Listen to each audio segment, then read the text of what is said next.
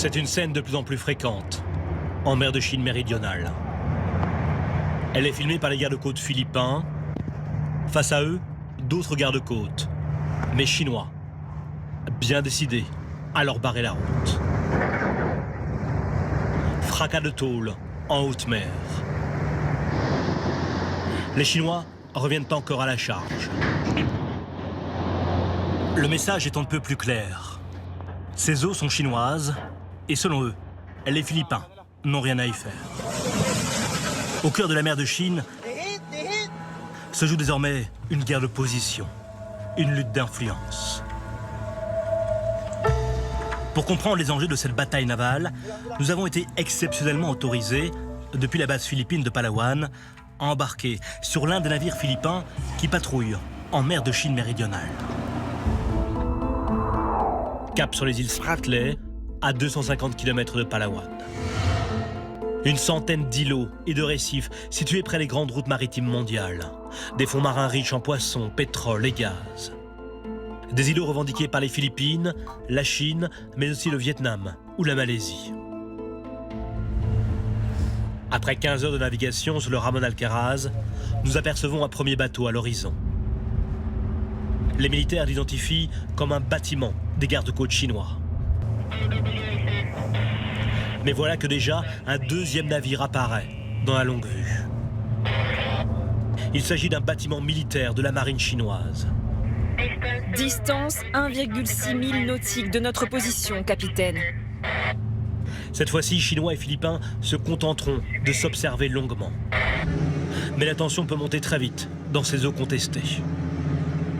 En août dernier, ce bateau des gardes-côtes chinois prend en chasse un navire philippin, quand soudain, un second bateau chinois percute de plein fouet le premier. La proue du bâtiment est pulvérisée. Humiliation pour Pékin, dont le budget de la marine est pourtant 60 fois supérieur à celui des Philippins, qui ce jour-là ont l'humour acide. On a du personnel médical à bord. Si vous avez besoin d'assistance, nous sommes prêts à fournir de l'aide. Après 3 jours de navigation, nous arrivons dans l'un des lieux les plus stratégiques des îles Spratly, Titu Island, appelée l'île de Pagasa par Manny. C'est la vitrine de la souveraineté des Philippines dans la région. Le drapeau philippin y flotte fièrement, alors que ces terres sont également revendiquées par la Chine. L'île de Pagasa est avant tout une base militaire, un poste avancé, un confetti de 37 hectares en mer de Chine méridionale. Mais cette île est aussi la seule des Spratly habitée en permanence par des civils philippins. Pour asseoir sa souveraineté, le gouvernement philippin a fait venir ici des dizaines de familles. Ces familles qui dépendent principalement de la pêche subissent la pression de la présence chinoise, de plus en plus agressive, tout autour de leur île. Quand les Chinois nous voient, ils nous pourchassent. On n'arrive donc à ne pêcher qu'une petite quantité de poissons. Cette présence chinoise, la voici. Un barrage de bateaux à 10 km de Pagasa, qui empêche désormais les pêcheurs de l'île d'aller et venir. Dans les îles Spratly, c'est l'une des stratégies de Pékin.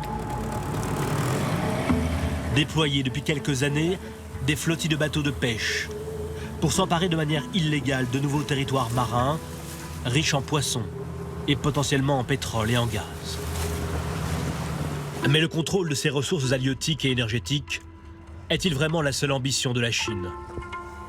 Donc maintenant, on va être pris en charge par les forces aériennes philippines qui, chaque jour, depuis cette île, multiplient les patrouilles pour comprendre exactement ce que font les forces chinoises dans cette zone extrêmement stratégique. Le plus souvent, ce ne sont que les atolls, mais que les Philippins surveillent de près. Car voici comment les Chinois ont totalement transformé certains de ces îlots. Nous survolons le récif Michif. C'est aujourd'hui l'une des plus grandes bases militaires chinoises, au cœur des îles Spratly. Pistes d'aviation, radars, bâtiments de l'armée. La justice internationale a pourtant reconnu en 2016 ce territoire comme philippin, une décision balayée par Pékin, qui continue d'y développer sa base. Un peu partout, même stratégie d'expansion maritime. Dans les Spratly, Pékin a multiplié ses bases militaires sur des récifs parfois entièrement artificiels. Une toile d'araignée, lentement tissée, pour en réalité contrôler toutes les routes commerciales de la région et asseoir définitivement sa puissance militaire aux portes de l'océan Pacifique. À 20 km seulement d'une de ces bases chinoises, le commandant Marc Bitago, qui dirige les forces philippines de l'île de Pagasa, est aujourd'hui conscient du danger potentiel. On est prêt à donner notre vie pour le pays. On est prêt à faire le sacrifice ultime pour garantir que la souveraineté des Philippines sera maintenue jusqu'à la dernière goutte de sang ici dans ce groupe d'îles. Face aux velléités chinoises, la marine philippine multiplie désormais les exercices et les accords avec les autres grandes marines du Pacifique, les États-Unis évidemment, mais aussi l'Australie ou le Japon. Pas de quoi vraiment perturber la Chine qui continue ici à avancer ses pions, lentement mais sûrement. Et de la bataille navale en mer de Chine, on vous emmène maintenant dans les nouvelles usines révolutionnaires chinoises. Alors préparez-vous à plonger dans le noir. On les appelle les Dark Factories. Dark parce qu'elles n'ont ni lumière, ni chauffage, ni surtout d'ouvriers. Plus besoin de main-d'œuvre, les robots ont remplacé les hommes et l'intelligence artificielle fait le reste. Alors futur désirable ou vrai cauchemar, on vous laisse juger. Arnaud Boutet et Émilie Cizarol. Nous avons rendez-vous chez un constructeur automobile, symbole de la nouvelle révolution industrielle. Car entrer chez Zeekr, c'est plonger dans un univers futuriste. Pas d'éclairage, et pourtant l'usine tourne à plein régime. Tout est automatisé, même les chariots qui transportent les pièces détachées. On ne compte qu'une centaine de personnes au travail. Beaucoup moins que les robots, 885 au total, un véritable décor de science-fiction. Il y a très peu d'ouvriers dans les allées, c'est l'obscurité quasi complète. Il y a simplement des petites lumières qui indiquent que derrière les palissades de sécurité, eh bien, les machines fonctionnent. Et on entend ces centaines de robots qui, en ce moment, fabriquent des éléments des voitures électriques. Le directeur le confirme, pour atteindre ses objectifs, jusqu'à 1200 voitures par jour produites dans ces couloirs, les robots n'ont besoin ni de lumière ni de chauffage. Une course à la rentabilité et un constat implacable, les machines remplacent les ouvriers. On a constaté que le coût de la main-d'œuvre est de plus en plus important. De plus, avec le travail à la chaîne, avec les tâches répétitives, l'homme est amené à faire plus d'erreurs que la machine. Et ils ne sont pas les seuls. La Chine compte une centaine d'usines comparables à celle-ci. Celle de Zeekr a été spécialement construite pour les robots. Voici l'écran de contrôle. On peut voir toutes les lignes de production.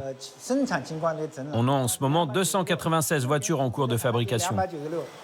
Chaque pictogramme et chaque couleur correspond à un modèle de véhicule. Une entreprise à 100% robotisée, pilotée par l'intelligence artificielle, je crois que c'est l'avenir dans notre secteur. Mais que se passe-t-il lorsqu'un robot tombe en panne? Quand c'est rouge, cela signifie que le robot est temporairement à l'arrêt. Et du rouge, il y en a. Dans la salle de contrôle, un technicien appelle alors ses équipes. Il y a un problème en ce moment ? Un robot à l'arrêt et c'est toute la chaîne qui peut être impactée. Non, ça va, tout fonctionne. Alors il faut aller plus vite. Et ce sont eux, les rares ouvriers, qui interviennent sur les machines. Ils sont 7 fois moins nombreux que dans une usine classique. Xiao Weiqi travaille dans le secteur automobile depuis 20 ans. Avec l'automatisation, son métier a été totalement transformé. Notre travail consiste simplement à aider les robots. Quand les robots font les soudures, on vérifie, c'est tout. Par rapport à mon usine précédente, c'est un gros changement. Et lorsque la voiture est prête, surprise, ce sont des hommes et des femmes qui contrôlent les finitions avant la livraison. Ça, les robots ne savent pas faire, du moins pour le moment. C'est le contrat qui fait trembler toute l'industrie ferroviaire européenne. Les trains Made in China débarquent sur notre continent. Pour la première fois, l'Autriche a préféré commander des trains chinois, baptisés Panda, plutôt que des trains fabriqués en Europe et forcément plus chers? Et cette question est un véritable enjeu de souveraineté. Lionel Feuerstein avec Brice Boussoir. Sur le quai de la gare de Vienne, rien ne les distingue des autres trains, excepté, à y regarder de plus près, sur ces amortisseurs, des inscriptions en mandarin. Nous sommes autorisés à filmer dans le Panda, c'est son nom. À l'intérieur, tout est neuf. On y trouve des gadgets, comme ce système pour cadenasser les bagages, ou encore ces QR codes pour s'enregistrer. Les voyageurs autrichiens semblent ravis de rouler dans cette rame Made in China. Oh, vous savez, j'ai aussi un iPhone qui n'est pas fabriqué en Autriche, mes habits non plus. En tout cas, moi, je trouve qu'il est très confortable. Il y a de l'espace pour les jambes. J'adore le prendre pour me rendre au travail. Il est parfait, on y est bien assis, très agréable. Je prends toujours ce train et en plus, il est tout neuf. Le Panda est le premier train chinois déployé en Europe sur des longues distances. Son prix est imbattable. La société CRRC, basée à Pékin, le propose à 17 millions d'euros l'exemplaire, contre 20 millions en moyenne, pour un modèle similaire européen. La compagnie privée autrichienne Westbahn affirme en être très satisfaite. Mais le secteur public ferroviaire, lui, crie à la concurrence déloyale, car les pandas sont aussi subventionnés par l'État chinois à plus de 30%. Nous savons tous que la Chine aide fortement certaines branches de son industrie. Je pense qu'il faut agir sur le plan européen pour éviter le dumping contre nos sociétés. On doit protéger notre industrie et soutenir nos employés.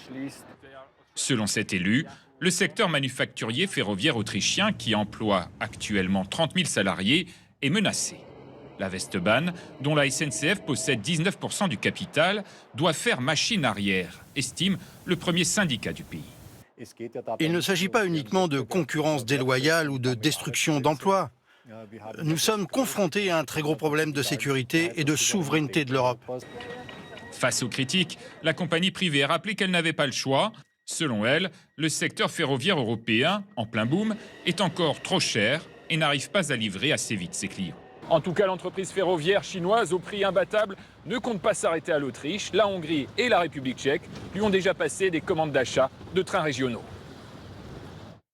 Oui, mais voilà, la Chine conquérante a un petit problème, la chute de sa natalité. Pour encourager les Chinois à faire des bébés, le parti s'occupe de tout et organise des mariages collectifs à la chaîne, tout frais payé, avec des cadeaux et même un livret pour inciter les couples à faire des enfants. Romantique, s'abstenir. Arnaud Boutet, Gaël Caron. À Lianping, petite ville du Guangdong, Ça se met comme ça? c'est le jour du mariage. 15 couples de la région enfilent une tenue traditionnelle. Le rouge est symbole de bonheur et prospérité. Je ressens beaucoup d'émotions. J'espère que ma fille aura une belle vie après cette cérémonie. Le maquillage des futurs mariés s'effectue à la chaîne sous une tente. On a 30 personnes à maquiller aujourd'hui. Les amoureux présents ont simplement répondu à une annonce. Mariage collectif, la région s'occupe de tout. Tout est gratuit, le transport, les tenues, le maquillage. Tout est pris en charge. Puis vient le temps fort chargé d'émotions. Sous le regard de leur famille, les 15 couples s'avancent lentement vers la scène. Ils vont tous réciter leurs engagements devant un parterre d'officiels chinois. Nous éduquerons nos enfants. Nous nous respecterons. Nous nous aimerons mutuellement.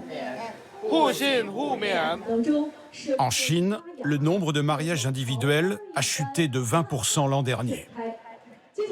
Moi, ça m'a encouragé à organiser mon mariage. J'aime cette ambiance festive et le fait que nous soyons tous ensemble. Un mariage clé en main. La région organise plusieurs fois par an ces unions avec un arbre planté pour chaque couple marié. En tant qu'autorité régionale, nous encourageons ce type de célébration. Car les mariages individuels peuvent être trop coûteux pour les familles. La cérémonie classique, un fardeau financier, surtout en zone rurale. En Chine, moins de mariages signifie moins de bébés. Donc, après la cérémonie, alors que les jeunes couples ont rendu leur habit traditionnel, voici les cadeaux du parti. Un certificat de mariage, classique, et plus original, ce petit livret. C'est un guide pour avoir un bébé. Vous vous y attendiez? C'est ce que veulent les autorités. Et ça vous incite à faire des enfants? Nous y réfléchissons sérieusement. Favoriser les cérémonies collectives avec l'espoir de relancer les naissances dans tous les secteurs, militaires, ici des jeunes mariés sur des chars, ou bien ces employés d'une compagnie ferroviaire.